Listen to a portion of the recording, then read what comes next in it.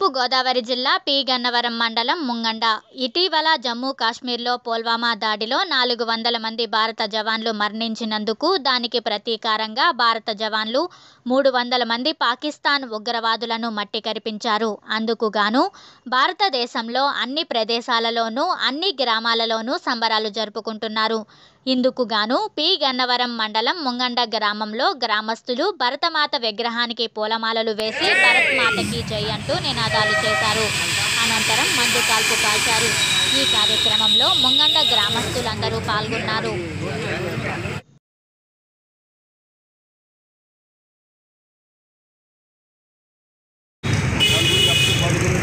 పది రోజుల్లో దాన్ని పూర్తి స్థాయికి వచ్చి మనం చెయ్యాలి అని చెప్పి అనుకున్నారు. చెయ్యకపోతే ఏది చేతగాని వాడుతుందిలే. చెయ్యవలసిన బాధ్యత ఉంది. ప్రధానమంత్రి చెప్పినట్లు మీరు చేసినటువంటి త్యాగం వృధా పోదు అని చెప్పి ఓదార్చారు. మరేం తేలకుండా మీకు త్యాగాలు మాత్రం వృధా పోవు అని నన్ను నమ్మండి అని చెప్పి అదే రకంగా 2 రోజులు అయ్యేటప్పటికీ నా భూతో నా భవిష్యత్ ఇప్పుడు కూడా ఇంత పెద్ద ప్రతీకార చర్య భారతదేశం నాకు తెలిసి ఎప్పుడు తీసుకోలేదు. అంచేత ఆ రకంగా చేయడం జరిగింది. ఇప్పుడు ఎంతమంది చేశారు, ఎంతమంది చేశారు ఎదమిద్దమైన లెక్క మాత్రం 300 మంది ఉండొచ్చు అంటున్నారు. కొంతమంది 350 అంటున్నారు.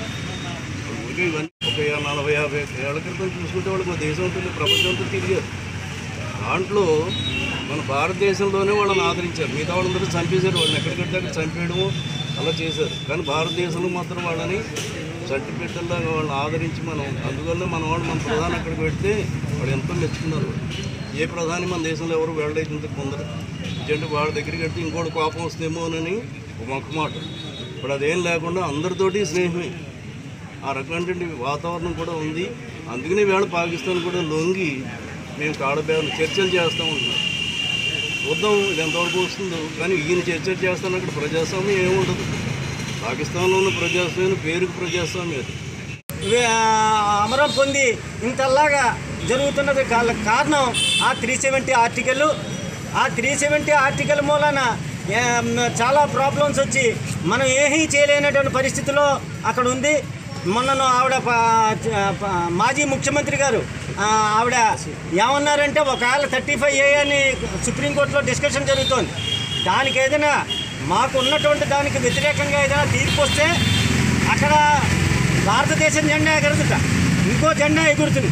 ఇండియాలో ఉండి ఇండియాలో పదవులు అనుభవించి ఇండియా భోజనం తింటూ ఇండియా గడ్డ మీద ఉండి ఆవిడ నిన్న కాక మొన్న కాశ్మీర్లో చేసినటువంటి ఏంటంటే ఇక్కడ అగ్నితోటి మీరు ఇది పెట్టుకుంటున్నారు, ప్రళయం వస్తుంది, ఇక్కడ అసలు జెండా వేరే గుర్తుంది అనేటువంటి రీతిలో ఆవిడ టీవీ పరంగా చెప్పిందంటే మన యొక్క దౌర్భాగ్య స్థితి ఎలా ఉందో ఆలోచించుకోవచ్చు. ఇప్పటివరకు కూడా మన రాజకీయంగా ఎంతలాగా అధంపాతాలకి కాశ్మీర్ని తీసుకొచ్చామో కూడా అర్థం చేసుకుని ఇటుపైన మనకుండే ప్రాబ్లమ్స్ మనకుంటాయి.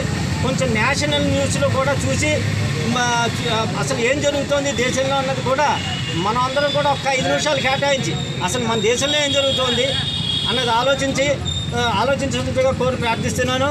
నెక్స్ట్ ఎన్నో వస్తాయి. ఇంతమందిని చంపేసాం, పాకిస్తాన్ వాళ్ళు ఇంతమందిని చెప్పేసాం, అంతమందిని చెప్పేసాం అని ఉంటుంది. కానీ అవి కూడా మన వాళ్ళు, మన దేశ విదేశాంగ శాఖ కార్యదర్శులు కానీ మిలిటరీ వాళ్ళు కానీ కన్ఫర్మ్ చేస్తేనే అవి నిజాల కింద నమ్మండి. పాకిస్తాన్ వాళ్ళు ఈ యుద్ధరీతి అనమాట, ఏమిటి అబద్ధాలు చెప్తూ ఉండడం, మళ్ళీ ఇంటర్నల్గా భయపెడుతున్నాం, మేము 100 మందిని చంపేసాం, 100 మంది పట్టుకున్నాం ఇట్లా అంటుంటారు. కానీ మన దేశం యొక్క సంబంధించిన అధికారులు కానీ మన దేశానికి సంబంధించిన మంత్రివర్గం కానీ చెప్తేనే ఆ విషయాలు నమ్మండి.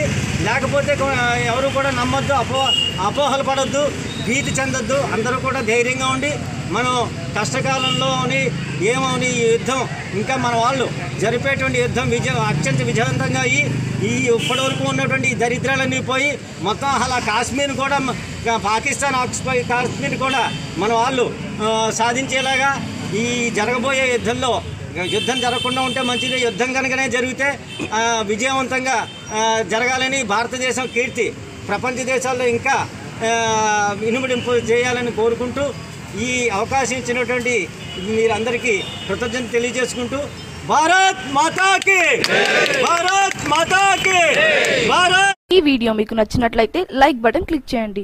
మరిన్ని వీడియోలను పొందడానికి దయచేసి సబ్స్క్రైబ్ చేయండి.